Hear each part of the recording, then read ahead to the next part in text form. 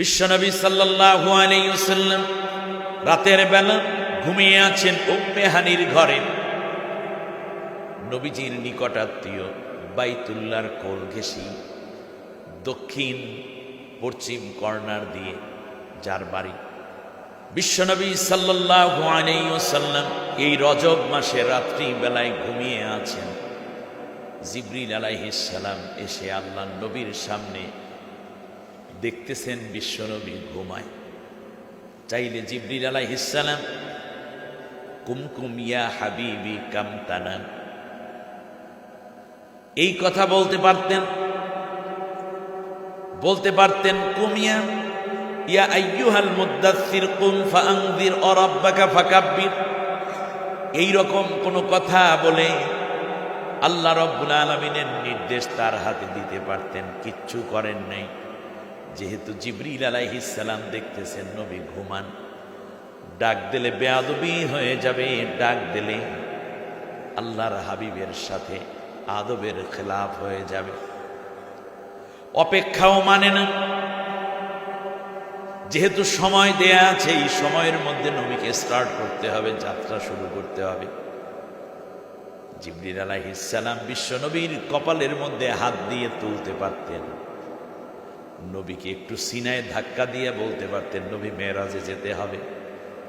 কিচ্ছু না করে জিবরিল আলাইহিস সালাম তার জিহ্বাটাকে বিশ্বনবী মুহাম্মদুর রাসূলুল্লাহ সাল্লাল্লাহু আলাইহি ওয়াসাল্লামের পায়ের সাথে লাগিয়ে দিলেন। সম্মান, ইজ্জত, তাজিম, বিশ্বনবী সাল্লাল্লাহু আলাইহি ওয়াসাল্লাম জিহ্বার স্পর্শ পেয়ে চোখ খুললেন। চোখ খুলে দেখছে জিবরিল দাঁড়িয়ে আছে। আল্লাহর রসুল খুব তাড়াতাড়ি করে উঠে বসে পড়লেন। জিবরিল কি করলে? বলল, ইয়া রাসূলুল্লাহ, আল্লাহ রাব্বুল আলামিন আপনাকে দাওয়াত দিয়েছেন তার বাড়িতে যাওয়ার জন্য, আমি নেয়ার জন্য প্রস্তুতি নিয়ে এসেছি।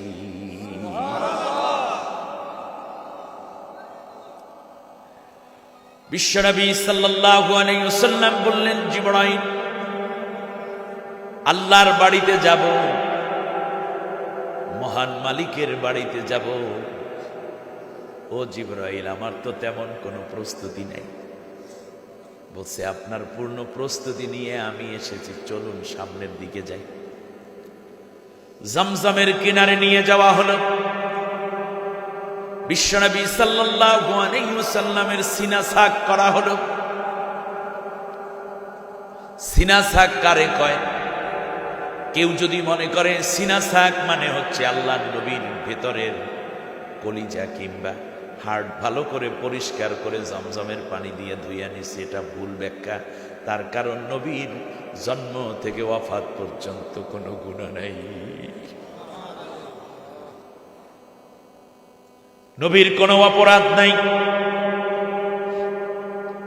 গুফিরা লাহু মা তাকদ্দামা মিন যামবি ওয়া মা তাআখার মিন যামবিকা ওয়া মা তাআখার, আগের যত গুনাহ, আগের যত অপরাধ, পরের যত অপরাধ, নবী গো তোমার অপরাধ আমার কাছে অপরাধ না, সব আমি মাফ করে রেখেছি। আর নবী এরকম অপরাধ করতেন না, করতে পারতেনও না, কারণ কন্ট্রোল করতেন কে? আল্লাহ নিজে। তাহলে করলেনটা কি? সিনা সাক কি জিনিস?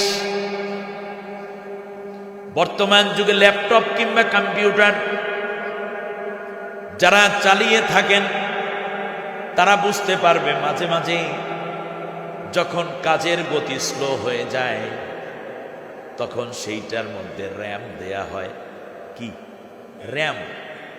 র্যাম বাড়ালে কাজের স্পিড বেড়ে যায়। যেহেতু যেতে হবে সপ্তম আসমান পাড়ি দিয়ে,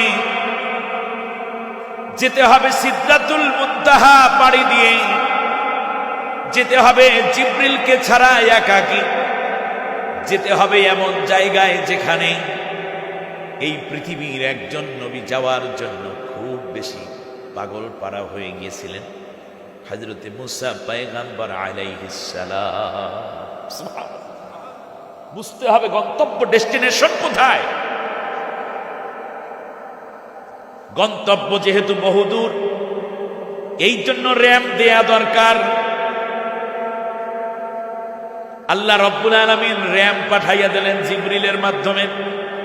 জিবরিল আলাইহিস সালাম আল্লাহর নবীর ভেতরের র্যাম্পটা পুশ করে দিলেন। বিশ্বনবী সাল্লাল্লাহু তাআলা আলাইহি ওয়াসাল্লাম রওনা করবেন। জিবরিল আলাইহিস সালাম বললেন, নবী গো, একটা সুন্দর পোশাক আল্লাহ আপনার জন্য পাঠিয়ে দিয়েছে, দয়া করে পোশাকটা একটু গায়ে পরে নেন। সুবহানাল্লাহ, গায়ের মধ্যে পোশাকটা, তাহলে বোঝা যায় মহাশূন্য দিয়ে যেতে হলে পোশাক লাগে। এজন্য দেখবেন যারা নভোচারী মহাশূন্যে যারা যায় তারা ভিন্ন পোশাক পরে, তার কারণ ওখানে শীতও বেশি, কোন কোন এলাকায়, কোন কোন এরিয়ায় গরম প্রচন্ড, যাতে করে প্রচন্ড গরম কিংবা উত্তপ্ততা আবার ঠান্ডা তাদেরকে কাবু করতে না পারে, সেজন্য তারা কি পরে, আলাদা ড্রেস পরে। আপনি যদি চৈত্র মাসের পোশাক এখন পরেন, আপনি থাকবেন, হান্ডি সহ ঠান্ডা হয়ে যাবে। তাহলে মহাশূন্যে যেতে হলে আলোক রশ্মি ভেদ করে সূর্যকে পেছনে ফেলে মহাশূন্যকে নিচে ফেলে কিভাবে আল্লাহর কাছে যেতে হবে, এই পোশাকটা কেমন হওয়া দরকার, ওই উপযোগী পোশাক আল্লাহ জিবরিলের মারফতে নবীর কাছে পাঠিয়ে দিয়েছে।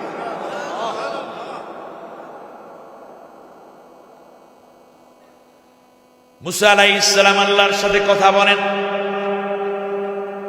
ওয়াকাল্লামাল্লাহু মুসা তাকলিমা, মুসার সাথে আল্লাহ রাব্বুল আলামিন কথা কয়। কিন্তু কথা যদি বলা হয়, কথা বলতে বলতে হঠাৎ করে এত সুন্দর সুন্দর কথা শুনে, মাবুদের কথা, আল্লাহর কথা, রহমানুর রহিমের কথা, সুবহানাল্লাহ, ডাইরেক্ট জবাব থেকে মুসার কানে কথা আসে, মন মানে না। আল্লাহ রাব্বুল আলামিনকে একদিন বলেই ফেললেন, রব্বি আরিনি, আল্লাহ তুমি আমাকে দেখা দাও। মুসা আলাইহিস সালামকে আল্লাহ রাব্বুল আলামিন বললেন, লান তারানি ইয়া মুসা, ও মুসা তুমি আমাকে দেখতে পাবে না। এখানে দুর্বলতাটা কার? আল্লাহর না মুসা? মুসা তুমি আমাকে দেখতে পাবে না, তার কারণ আমাকে দেখতে হলে যে এনভায়রনমেন্ট দরকার, পরিবেশ দরকার, সেই পরিবেশ তো দুনিয়া না। কথাটা বুঝতে পেরেছেন আপনারা? কিন্তু মুসা পয়গাম্বর আবার বেঁকে বসেন, আল্লাহ একটু দেখা দাও। মুসা আলাইহিস সালামকে আল্লাহ রাব্বুল আলামিন বললেন, ঠিক আছে তুমি ওয়েট করো, আমি আসতেছি। মুসা আলাইহিস সালাম খুব আবেগাপ্লুত, দেখবে কারে? আল্লাহকে। আল্লাহ রাব্বুল আলামিন ৭০,০০০ নূরের পর্দা থেকে একটা পর্দা সরাইয়া সামনে এগিয়েছেন, সাথে সাথে নূরের তাজল্লিতে পাহাড় পুড়ে কি হয়েছে? ছাই হয়ে গেছে। না, পড়ছে কিসে? পাহাড় পড়ছে কিসে? কিসের দ্বারা? নূরের দ্বারা যদি পুড়ে যায়, সেইটা কিন্তু কোনোদিন ছাই হয় না, সেইটা সুরম হয়। আপনাকে যদি পুড়তে হয়, ইসলামের জন্যই পুড়ুন। জীবন যদি দিতে হয়, কোরআনের জন্যই দেন, আল্লাহর সন্তুষ্টির জন্য দেন। ভালো যদি বাসতে হয়, আল্লাহর নবীকে আল্লাহ তাআলা কি ভালোবাসুন, তার কারণ এই ভালোবাসায় শেষ হয়ে যাওয়া মানে আপনি অমরত্ব লাভ করা, সৌভাগ্যবান, সাফল্যবান হওয়া।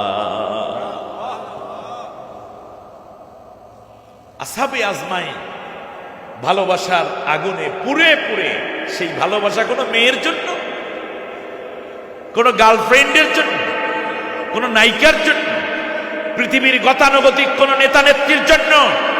সে ভালোবাসা ছিল হৃদয়ের সাথে হৃদয়ের অমিল, হৃদয়ের সাথে হৃদয়ের অমোঘ সম্পর্ক।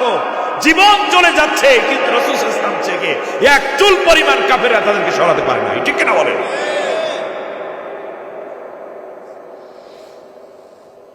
বন্ধুরা আমার ভালো করে বুঝুন, আল্লাহ রাব্বুল আলামিন বললেন মুসারে, যেহেতু আমার নূরে পড়েছে, এটাকে আমার বান্দা বান্দিরা চোখে মাখবে। আল্লাহ নবী সাল্লাল্লাহু আলাইহি সাল্লাম চোখের মধ্যে সুরমা দিতেন, এটা নবীর সুন্নাহ। সুবহানাল্লাহ। এবারে চলে আসে মুসা আলাইহিস সালাম আল্লাহকে দেখতে পারেন, বেহুশ হয়ে পড়েছে। অখররা মুসা, মুসা বেহুশ হয়ে পড়ছে। কিন্তু আল্লাহ রাব্বুল আলামিন নিজেই চান রাসূল সাল্লাল্লাহু আলাইহি ওয়াসাল্লামকে দেখা দিতে। সুবহানাল্লাহ। দুইটা পার্থক্য। একজনে দেখতে চায় কোথায় বসে? দুনিয়ায় বসে। আর আল্লাহ তাআলা নবীকে দেখা দিতে চান। যেহেতু নবীকে দেখা দিতে চান, এই জন্য যেখানে গেলে দেখা দেওয়া যায় সেই পরিবেশে নেওয়ার ব্যবস্থাও করে দিয়েছেন। তিনি দেখা দিতে চান যিনি, ওইটা কি বলে? মেরাজ। ওইটার নাম কি? মেরাজ। সুবহানাল্লাহ পড়বেন না? এই পরিবেশে আল্লাহ তাআলাকে দেখা যায় না, এই চোখ দিয়ে আল্লাহকে দেখা যায় না। আল্লাহ রাব্বুল আলামিন এর জন্য বলেছেন, ফামান কানা ইয়ারজু লিকা রাব্বিহি ফালিয়ামাল আমালান সালিহান ওয়া লা ইউশরিক বিইবাদাতি রাব্বিহি আহাদা। যারা আমি আল্লাহকে দিদার পেতে চাও, দেখতে চাও, দেখা সাক্ষাৎ করতে চাও, সেটা কি দুনিয়ায় না আখিরাতে? ফিল জান্নাতি ইন্নাকুম সাতারাউনা রাব্বাকুম, তোমরা আল্লাহ তাআলাকে দেখবে, তোমাদের রবকে পূর্ণিমার চাঁদের মতো। সেটা কোথায়? জান্নাতে। জান্নাতে দেখার পরিবেশ আছে, কিন্তু দুনিয়ার এই আবহাওয়ায়, এই এনভায়রনমেন্টে আল্লাহ তাআলাকে দেখা যায় না। আমি আপনি তো দূরের কথা, মুসাই তো দেখতে পায় না। এরপরেও যদি কেউ বলে আমি আল্লাহকে দেখেছি, তার মতো মিথ্যুক পৃথিবীতে আর নেই। তবে নবী সাল্লাল্লাহু আলাইহি ওয়াসাল্লামকে দেখা যায়, আল্লাহ রাসূল সাল্লাল্লাহু আলাইহি ওয়াসাল্লামকে দেখা যায়। নবীকে দেখার আমলটা কি? মাহফিলের শেষ ভাগে যদি কেউ জানতে চান, তাহলে আশা করি সুন্নাহ এবং কোরআনের আলোকে সে কথাগুলো বলে দেওয়ার চেষ্টা করব ইনশাআল্লাহ।